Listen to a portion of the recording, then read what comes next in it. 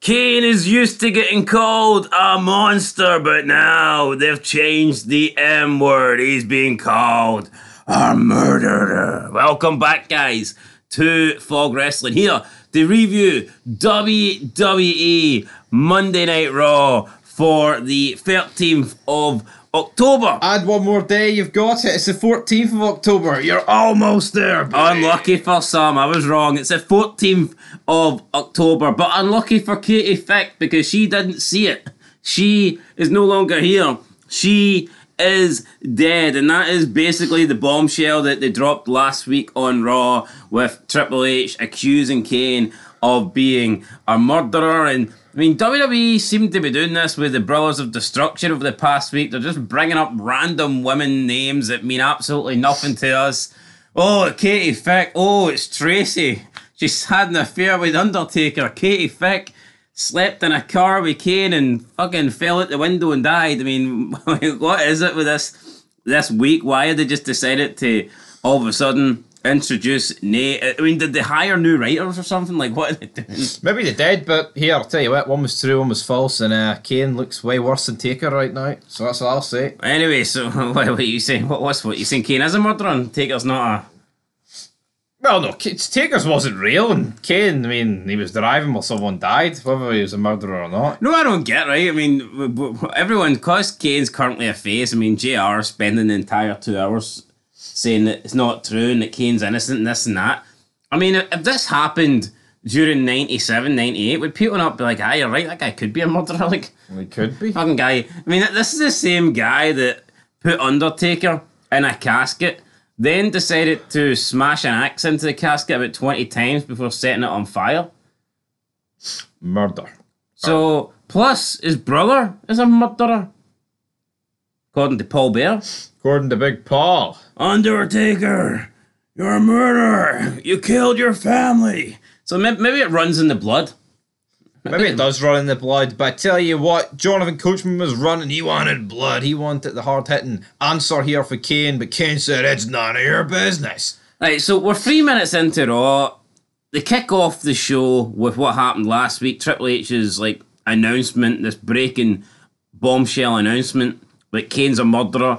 Then we get like a 30-second, 40-second quick segment of Kane and the Hurricane entering the arena with Coach trying to get a word, with Kane yelling at Coach saying it's none of your business. And then we go straight in to the Raw intro package, which in my opinion, I think might be the best package of all time. I think this is... Yes. Even though I like a lot of them, but I think this early 2000s, I think the like early Ruthless Aggression era intro packages were great, especially the Raw one. I like the Smack one down too, but I just think the Raw one was fantastic. No, it was, and it is, and it never will change, in my opinion, across the nation. So, and you know what? There's different variations of it. Obviously, the later we get into the years, obviously more things happen. So, and you can definitely argue maybe it gets better, but it's still kind of similar. You know, it's always like the same thing, same people, different moments. But I think the Raw intro is great. So you're 3 minutes in, it's fast-paced action, and you know already we've got the bombshell for last week. We've got Kane arriving this week, and then we've got the intro package. I mean, fast. It's not like today where you would get Cody Rhodes.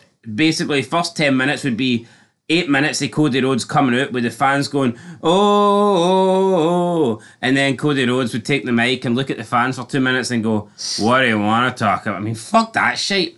I want action. I want raw action. And that's what we got here. So that was the beginning of the show. We go straight into tag team title action. Kane and the Hurricane versus Christian and Chris Jericho. Booker T attacked Chris Jericho on his way to the ring. So it kind of started off 2-on-1. Christian did well to survive this onslaught. Then Kane made a mistake late in the match. He tagged in the Hurricane. And I feared for the Hurricane because not only was the Hurricane the legal man, but Chris Jericho was the legal man of the other team. And I don't know, that Hurricane beating Chris Jericho just doesn't really seem like he could beat Christian, but no Jericho is what we're getting at. I wouldn't even expect him to beat Christian, but I think he's got even less chance of beating Jericho. Yeah, like why would Kane proved in TLC 4 that he doesn't need this guy. Yeah, he doesn't need to tag in Hurricane, but he did. And then Christian is beating up. Well, Christian's getting beat up by Kane up in the ramp, and Kane's taking his eyes off the ball, and Chris Jericho uses the ropes, pins a Hurricane. 1, 2, 3. New tag team champions, and kind of sucks for Kane because he did so well last week in TLC 4 to go solo and retain the tag titles, just to lose them this week to Chris Jericho and Christian. Bit of a bummer there for Kane. It was a bit of a bummer in the space of about what 12 minutes maybe of Raw television, the guy has single-handedly won a TLC match, but then dropped the belts and been called a murderer. It's not been a good 12 minutes for Kane. It's not been a good 12 minutes, damn it. But backstage, we've got Jericho and Christian celebrating a game. Every time Jericho wins a match, man, he's pouring champagne over himself. Wins a match on a little bit of the bubbly. Bubbly. You want some bubbly? And this just went on too long for me. How long does Booker T want to batter Jericho for? I mean, Chris Jericho gets approved to be a member of the Tough Enough cast. Ooh, a little bit of the bubbly. Bubbly, bubbly, bubbly. But yes, it looks like we're getting Christian and Jericho taking on Goldust and Booker T at No Mercy. The reason being is SmackDown are going to crown new tag team champions, so Bischoff's like, well, if they're crowning tag team champions, I'm going to have my tag team championships defended. Chris Jericho didn't think it was fair, but, I mean, I think it's fair. Talking of not fair, though, we've got Al Snow against Lance Storm, and Al Snow, he's What back. does everybody want? I thought it was a 1 week thing. Turns out it's a 2 week thing for now. William Regal joined Jim Ross and Jerry the King Lawler at commentary, but he didn't really like the way Jim Ross was talking to him, especially bringing up the whole Las Vegas Showgirl match calling me a for last slapper, week. Jim? A slapper? So Regal decided that he was going to just go and support Lance Storm at ringside.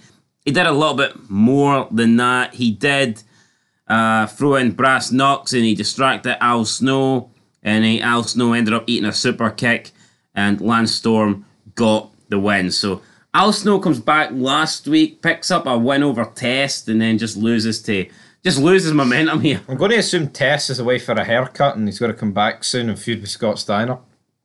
Can't really think what else Test does, to be honest. It's a fall for grace, man, for the un-Americans. I mean, you could say Christian's won the tag team titles, so these two win the tag team. Maybe it's just Test at Filthy Grace, to be honest. Then we had an interview with Coach Victoria. Victoria continued to say that Trish Stratus has always looked out for herself. They used to be friends and were supposed to get into the WWE together, be divas together, but Trish basically put everything against Victoria and got herself in and left Victoria behind, so selfish. to speak. Yeah, she's selfish, but then Trish turns up and just slaps the shit out of Victoria. Big slap. And we're going to get a tag team match with them later on tonight. Then we've got Jeff Hardy versus Rico. Just a really fucking boring match. Well, before we got Jeff Hardy Rico, we did get Jeff Hardy, Spike Dudley and Rob Van Dam speaking with Eric Bischoff, and Bischoff making it. Well, he's being sarcastic. Bubba Ray's concussed, by the way, right? Anyone who cares, we did mention this last week. But, Christian and Jericho just won the belts. Kane looks fine. But, these three are selling the TLC match as if, Well, Kane's a monster, so I'll accept that. He's also a murderer. Yeah, but I don't know. Well, let's be real. I mean, Spike Dudley is sporting a black eye. True. Jeff Hardy always looks fucked. And RVD seemed alright. Yeah, he couple of stretches. No, that is cool. Because it looks like Rob Van Dam will get a match with Ric Flair at No Mercy. I didn't really get this. I mean, Eric Bischoff first congratulated them all. He showed them a highlights package. He thanked them for the contributions. He then decided to give Jeff a match against Rico. I don't really see what that does for Jeff, but whatever. Then he tells Spike to just move on, run along. Spike gets fucking hee-haw. And then RVD gets a match against Ric Flair at No Mercy, which he wants revenge for Ric Flair costing him the belt. And tonight, he gets an opportunity against Triple H, which he also wants. So RVD's done pretty well out of this deal. Whereas, Spike Dudley got absolutely nothing. Should have picked Tommy. Jeff Hardy did get a match against Rico, but I don't know if that's worth celebrating. No, we did have Ric Flair Triple H before the Rico Hardy match. It's just typical Triple H complaining, Ric Flair complaining, and then he quickly turns it into, well, Kane, I'm going to give him a few more minutes to come clean. I'm going to show and tell. Well, at least he didn't complain about the championship committee, so I can accept that. Triple H says that Kane has got until the end of the next match, or else he's going to go and reveal everything. And the next match didn't last long. Jeff Hardy versus Rico. Like I say, Jeff Hardy won. Boring match. Kane and the Hurricane are backstage. Hurricane is trying to help Kane, but Kane's like, look, leave me alone. I want to be by myself. Then Terry confronts Kane and she says, look, Kane, you're going to open up. You're never going to beat Triple H in this state. You've got to get it off your chest. And Kane agrees with Terry and he decides that he's going to go to the ring and explain everything. And he does that. He goes to the ring. He tells the story of Katie Fick. He says that him and Katie were friends. They used to go to parties. She was his first person that really watched him wrestle. She was the only person sad to see him get hurt and get beat up in the ring. And one night she got drunk. He tried to drive her home. He used her car. He wasn't familiar with the clutch. Whatever, some bullshit story that was made up. I wasn't familiar with the clutch. An animal ran out into the middle of the road and he tried to swerve it and the car crashed and Katie Fick was dead. And unfortunately, he didn't mean it. He says that he's already told Katie Fick's parents this, but he'll say it again. I'm sorry. It's all about the nose and how you pick it. It's Triple H. He comes out. He's got a slightly different version for Kane, though. He does. He says, Kane, I heard you were drinking too. There were beer bottles. That's why they had an accident. Let's be real, right? Say Kane was drink driving. Would he not be locked up for something? I'm not too sure how America does drink driving, but I know any reasonable country, if you're drink driving and you cause a crash, man, you're fucked. I know, but did he cause it, or was it the animal that caused it? Yeah, it doesn't matter though. I know, but could you imagine that? You could be, say you're drink driving, but you're a good drink driver, and you're driving safe, and an animal comes out and you try and save the animal and you end up swerving and killing people. Yeah, but it clouds your judgment. It's just, no, but it's just weird to think of Kane at a party 10 years ago, when like 5 years ago he was... Did he have the mask on? Voice box and burnt to a fucking crisp. Did he have the mask on? I don't know, maybe he did. That's what Triple H kind of... Well, hold on. Well, what age did Undertaker burn the house down at? I don't know, I can't remember. Was that a young Undertaker? Well, it must have been. Well, this would be 92 if it was 10 years ago. Taker was fucking hard to end out. Yeah, because, 10 years ago, they're trying to portray this story that Kane was at parties, but when you look at when Kane debuted, Paul Bearer would make it sound like he broke Kane out of a mental asylum. Yeah. You know, you got the guys in the white coats and shit, and I think they could have went a different way than Kane was at parties drinking, smoking some weed, man. Come on. Why not even bring up, Katie Fick was in the same mental institution as Kane. She was my roommate. I don't know, fuck. Could have done something like that, some Halloween shit, Michael Myers, but no, instead they were at parties, and I don't know, I just didn't really buy it. Triple H says that Kane was in love with Katie, but she didn't love him back. And in the autopsy, they found Kane's semen on Katie Fick. And then it took a dark turn. Yeah, Triple it really H did. was like, so Kane, did you force her to have sex when she was alive? Or did you just wait until she was dead? And it was like, what the fuck is this shit, man? And that's it. The camera just looks at Kane's well, you don't really see his expression because of the mask. Yeah, murder's... I say murder's one thing. That was an extreme last week, but now it's like you're throwing rape in there. It's not even rape if she's dead. It's like, but I don't know. What's the name for that again? Yeah, I don't know what the name is, but necrophiliac? Something like that. Some shit like that. Alive, dead, it's fucked up. It's weird. Triple H it's an almighty claim, brother. Yeah, what next? Is he going to accuse Kane of fucking raping animals? No Mercy is on Sunday, right? And I'm pretty sure the next pay-per-view after that Survivor Series. So, but what about when Triple H puts the Kane mask on and he climbs in the Katie Fick's coffin? When the fuck does that happen? I don't know, but it just doesn't the timeline for me, it doesn't really seem like this whole Kane Triple H storyline is gonna... I don't think it's gonna end at Survivor Series, but it seems like it takes a back seat for Shawn Michaels. Yeah, could it must be an in-between. Could it be possible that Triple H has a feud with both of them at the same time? Like Undertaker it's kind of having on SmackDown. It could be, With, but like Matt and Brock. remember in that 2002 Chamber, it's almost like Kane and Triple H aren't even feuding. Yeah, it's like Kane's just normal Kane. I don't remember Kane being hell-bent on getting his hands on Triple H. Yeah, we'll have to wait and see, But guys. I'm pretty sure after Survivor Series, Kane and Triple H do pick up their rivalry again, Yeah. which is a bit weird. No, it is a bit- Maybe they just try and distance themselves because they fucked up with the whole Katie Fick thing.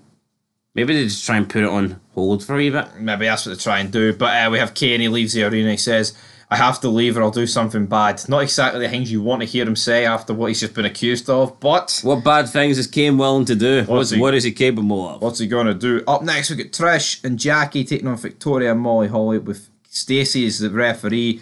Pretty much the entire Raw women's roster here on show. It was. I didn't really understand this. I mean, Stacey was faking injuries not to count the free for Jacqueline, and then Stacey gets knocked to the outside, and some referee runs down and counts the 1, 2, 3, and it was like, what was the fucking point? Why was Stacey trying to screw Jacqueline at the win? And then Trish and Victoria had a pull apart brawl after the match. And King was accusing the referees of molesting these women. A lot of weird shit going on Raw. I mean, first of all, Kane's been accused of being a murderer. I mean, Raw, you've got the weird shit. You've got like Kate. Well, I'll say you've got the bad shit, like Kane being accused of being a murderer and a rapist, and then King's accusing all these women, these men, referees, officials of molesting these women. And then on SmackDown, it's like you've got all the gay shit and people being accused of fucking cheating on their wives. It's just I'll tell you, King knows all about it, being accused of things, bad things. So, molesting people. So yeah, he knows all about it, damn it. I mean, I'm sure King would know about hand placement and what's acceptable and what's not. So I'll take his word for it, man. If King says it was molesting, it probably was. Nick Patrick then whips out a bunch of straps, and I think Kings are just going to get fucking weirder here. Spike, Booker, Goldust, etc. just pick them up and start slapping their fucking hands. If this was on SmackDown, Billy and Chuck I'd would be probably be. worried. If this was on SmackDown, Billy and Chuck would probably be about to bend over. Talking of gay, Pat Patterson's up next. I was really worried here. I didn't know it. Hold on here. This guy invented the Royal Rumble. 30 men in the same ring at the one time. Come No on. clothes on. McMahon's like, Pat, reel it in, buddy. Back to the 30 men. But, we see a wee He must have been loving the greatest Royal Rumble. Fuck me, 50. 50. Pat Patterson couldn't handle it. Was he no deed? Is he? He is deed. Like, I don't know if he was deed then. Rest in peace, Pat Patterson. Anyway, unification I tell you match. what, right? People can make fun of him being gay and whatnot and say that he wasn't a great wrestler and he never won a world title and that he was only Intercontinental Champion.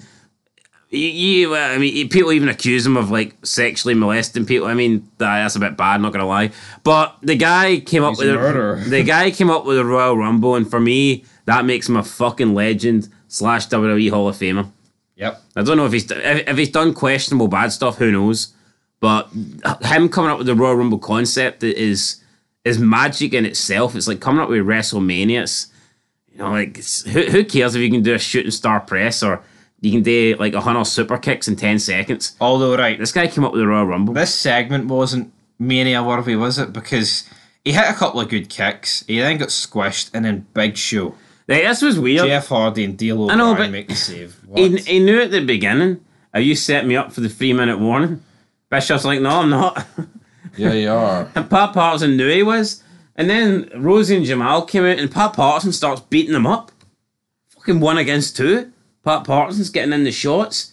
Then he gets attacked, he gets overwhelmed. Rico wasn't there for whatever reason.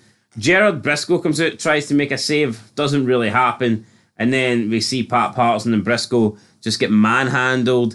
Then the Big Show comes out. He's got a strap, so it's Big Show with a massive strap, beating up, 3-minute warning. You begin to think maybe we've got a face turn here for the Big Show. And then, out of nowhere, for some reason, D'Lo Brown comes out. D'Lo Brown comes out with a strap. And then Jeff Hardy comes out with a strap, and it's like, what a weird fucking... No, this made no sense. Like, what?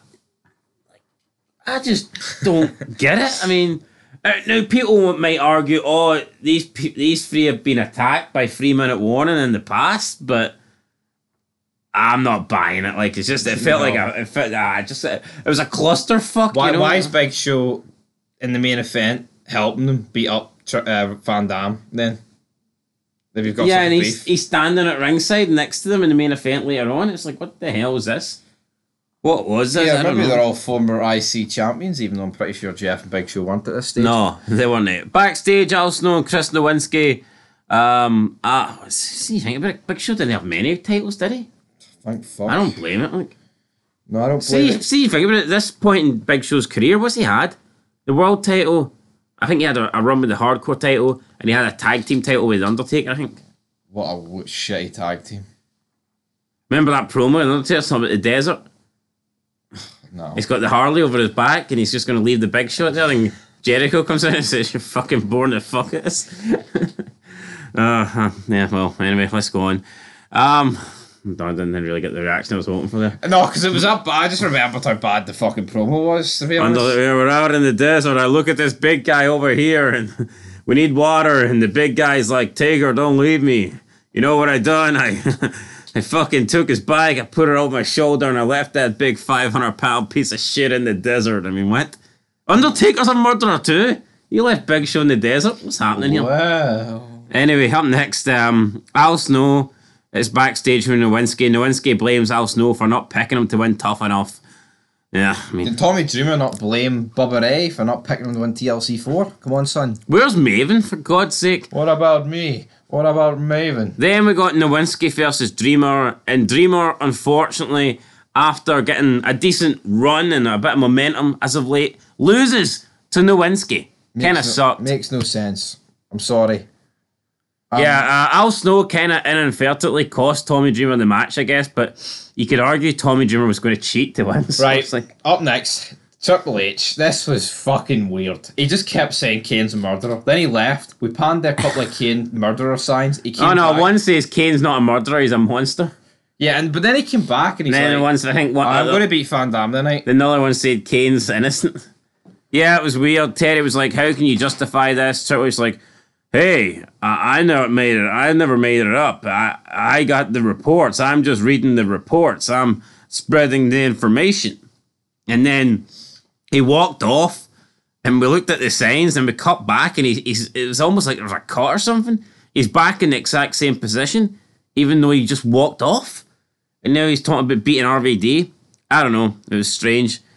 A lot of strange shit happened tonight, though. Even up next, fucking Randy Orton. Yeah, Randy Orton comes out. It doesn't. I just hope use protection, but. Yes. And his grand is like, it looks like George Clooney and fucking what's that bar called? We basically have Orton's dad and granddad talking about how bangable the guy is. Fucking and weird. They've been telling him to wear condoms before he heads to the ring or whatever, before he gets in. Hey. Before he heads to the ring. No, I mean, he's not on SmackDown anymore. You don't need to worry about that shit. He's on Raw. Oh, fuck, if Kane gets a hold of him, he might need to fucking... Fuck me, or King, or anybody. I mean, I don't know, what would you rather? Be on SmackDown with all the gay shit, or be on Raw with all the murderers and rapists and molesters? It's like, what the fuck is happening here? Lose. It's just it's 2002 wrestling's in a weird place at the moment. So yeah, they talk about him being hot and shit. It's just fucking weird. Then he comes out with a sling and just cuts a really fucking weird promo. It wasn't even that good. I'm not saying it was horrible, but it sucked. Nah, it did. Talked about, you can email me here at Randy Orton, get well soon and all this shit, and he's going to reply personally to every email. Then he says Canada might be known as the place. Bret Hart might have got screwed here, but Canada's now known as the place that screwed Randy Orton. Then he says that people with this injury normally take 6 to 9 months to come back, but he is going to come back in a miraculous 3 to 4. And I thought he was going to say weeks, but then he said months, and it's like, it doesn't sound that miraculous. Like, I mean... Yeah, like, what are you doing, buddy? So what you're saying is you might be back 2 months earlier than an average person? Yeah. Sounds like a wee drug suspension for me, right, like, to be honest. I think the weird shit continues. We've got Booker T, Big Show, Falls Count Anywhere, and we've got Triple H in a forklift with Ric Flair. Yeah, so it's like, we've got the battle backstage, and then you just see Ric Flair, and he's like walking backwards, and he's like signalling something to come to his direction. Come on, champ. Come on, champ. And then you see a forklift drive past with Triple H. And it just kind of reminded you of the games where you could go backstage and jump in the forklift. It's like, what the fuck are they doing here? Yeah, and then we see Jericho, who looked like Austin, then just incredible. Then it looked Christian like behind him, and it's like, so you've got Big Show and Booker T busting into the women's dressing room, and you see Jericho like busting through another door with a chair, and it's like all this other shit's going on. They're in the bathroom or whatever, and I don't know, Trish has got a towel when she's in the shower. It's a bit fucking weird. Why would you have a towel when you're in the shower? Jericho comes in, hits Booker with a chair, and that's it. Big Show gets the win. And then when Big Show beats Booker T, the shower randomly comes on, and Booker T gets all soaked. gets fucking waterboarded. I mean, I didn't get it. Right, forklift parked in front of the good guys locker room, and then Triple H just pushes Coach at the fucking road and he falls. You're a stooge, Coach. I don't like stooges. So, but yeah, a bit weird. But Triple H is just basically, I get it. It sucked for Jim Ross because Triple H obviously planted the forklift in front of the face, aka the good guy locker room. But Jim Ross can't exactly come out and say that. No. Jim Ross can't be like, oh, look at that, Triple H is preventing all the good guys from coming out and being lumberjacks, you know. But he could have maybe says, oh, look at that, everybody Triple H has got a problem with is in that locker room. But then again, how would Jim Ross know who was in there? Has he got secret cameras in the locker rooms? He might. You never know. But you know what? It's main event time. And I said this was going to start how it went. Good guys will come out. Triple H will win via distraction. Yeah, Storm, Rico, Jericho, Rosie, Jamal, Nowinski, Big Show and Christian. Big Show on the outside with Rosie and Jamal, even though he was attacking them earlier. Did it make any sense? I mean, probably not. But, I mean... It was just Van Dam getting whipped for 20 minutes. Yeah, Van Dam he threw Triple H out, nothing happened. And I get it, right? These are heels, but why the fuck wouldn't they hit Triple H? I mean, Jericho even said last week he's got no love lost for Triple H. And their whole plan is screwing Kane out the title's gone now, so why wouldn't they? Why? I just don't get why they're so hell-bent on, oh, let's protect the almighty Triple H at all costs here. Big Show who had a beef with him as well for the whole Shawn Michaels thing. Now, the crowd were chanting, you screwed Brett to El Hebner, then they were chanting Big Show sucks, and I agree with that, for sure. I agree with both of them. RVD, though, eventually does fight back, and the good guy lumberjacks come to the ring. Booker T is out first, and then we get Goldust, Hurricane, D'Lo Brown, Tommy Drammer, Jeff Hardy, Johnny the Bull Stamboli. I mean, what the fuck was he doing here? And Al Snow. And when you get, I think it's moments like this, when you get lumberjack matches, you do see like how watered down the roster is during the brand split errors. Like, I'm not saying that if it was a combined roster that you would have 20 main eventers at ringside. I'm not saying that. But when the roster brand split is in place, it's times like this that you just notice, holy fuck, there's a bunch of bums here. Johnny the Bull, what's he doing? Well, why is he even out there, man? Like, come on. I think the last time we've seen this guy, he was getting beat off Bradshaw. Although we did see Big Show, I think, choke him about a month ago for... We did. I don't know what it was for. Van Dam, really, though, he hits the kick off the top. 5-star frog splash after this. We think he's going to win. Ric Flair hits him with the belt. Triple H crawls over. 1, 2, 3. Good night. Triple H wins, but then Kane comes down with name music, destroys people on the way down. He gets in the ring. I mean, Triple H and Ric Flair do their best to escape. Doesn't really work. Ric Flair hits a low blow. Kane is going to go for a double choke slam, though, but then Nowinski gets in the ring. He eats a choke slam. D'Lo Brown, who's one of the good guys, finds himself in the ring. I don't know what he was doing in there, but he got a choke slam too. Then Rico got a choke slam, and I mean, we went for Kane coming out to do something he's going to regret on Triple H, to just choke slamming Nowinski, D'Lo, and Rico. Then the two fat guys got in the ring, Rosie and Jamal, and they ate a couple of choke slams too. I think they've ate more than 2 choke slams, though, to be fair. Aye, a shit ton more. Look like they've been eating all day. A few singer meals. KFC, buddy. Triple H then retreats up the ramp, holding on to his title. Kane is looking at Triple H, pointing, and Jim Ross is like, Triple H, you son of a bitch, Kane is coming. Kane is strong. Kane is here. It's like, You're gonna burn in hell on Sunday, like Katie Fick. Jim Ross, I mean, putting the perfect ending on the show here. Just Yeah, he went. I mean, Jim Ross makes this. Can you imagine if Mike Tenay and fucking Don West were calling this shit? Oh, Kane's a murderer. Wonder if he wants to buy a It's brown a scorpion logo. Who cares there's been a murder? It's a scorpion logo in the Impact. It's a deadly scorpion. It's got a stinger. It's a pair of size 13 black boots in the middle of the ring. Oh my god. Anyway, I'm going to give this show a 5. It was fucking crazy, but for me, it was too much. I'll get a 6. It was fucking weird. It was actually one of the most retarded shows I've ever watched. It was entertaining, but yeah, it wasn't entertaining. I'll get a solid 6. But I can't say there was anything good. To me, it was just all retarded. I'm not gonna lie. I think these stories that they've brought, Tracy on SmackDown with Undertaker, now this Katie Fick thing. Don't get me wrong. This one's intriguing. The Taker one was just not. True.